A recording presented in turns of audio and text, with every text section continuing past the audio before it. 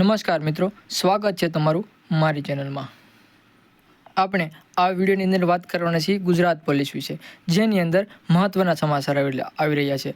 આ વાત કરતા પહેલાં જો તમે ચેનલમાં નવા હોય તો વિડીયોને લાઇક, શેર અને સબસ્ક્રાઈબ કરતા જજો।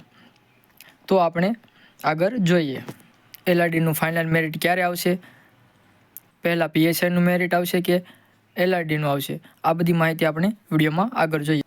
માહિતી મળી અનુસાર પહેલાં એલઆરડી કોન્સ્ટેબલનું ફાઇનલ લિસ્ટ આવશે, ત્યારબાદ પીએસઆઈનું મેરિટ આવશે અને પોલીસ કોન્સ્ટેબલનું ફાઇનલ લિસ્ટ મોડું થવાનું કારણ કે સીસીઈ એ અને બી એમ બંને ગ્રુપના નિમણૂક પત્રક આપવાના છે, જેના લીધે ગુજરાત પોલીસ કોન્સ્ટેબલનું મેરિટ થોડુંક મોડું થયું છે। સીસીએના 5000+ ઉમેદવારોને નિમણૂક પત્રક આપવાના છે, જે 19 નવેમ્બરના રોજ આપવાના છે, જેના કારણે ગુજરાત પોલીસ કોન્સ્ટેબલનું મેરિટ થોડું લેટ ગયું છે।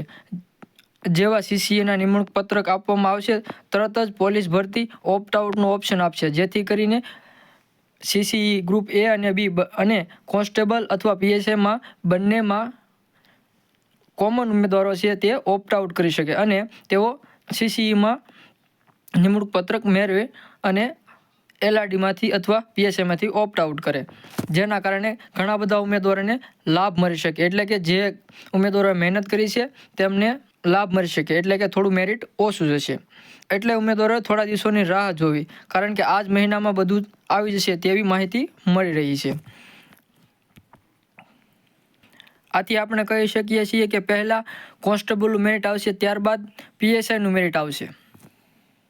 આપણે ભરતી બોર્ડને રજૂઆત કરીએ છીએ કે તેઓ ઓપ્ટ આઉટનો ઓપ્શન જલ્દી આપે, કારણ કે જે ઉમેદવારો સીસીએમાં પાસ થયા છે તેઓ ઓપ્ટ આઉટ કરે એટલે બીજા ઉમેદવારોને લાભ મળે, જલ્દીથી જલ્દી તેઓને ઓપ્ટ આઉટનો ઓપ્શન આપવો જોઈએ। આ માહિતી કોઈ ઓફિશિયલ માહિતી નથી, આ માહિતી સોશિયલ મીડિયા મારફતેથી મેળવેલી માહિતી છે, તે ઉમેદવાર મિત્રોએ ધ્યાનમાં લેવું।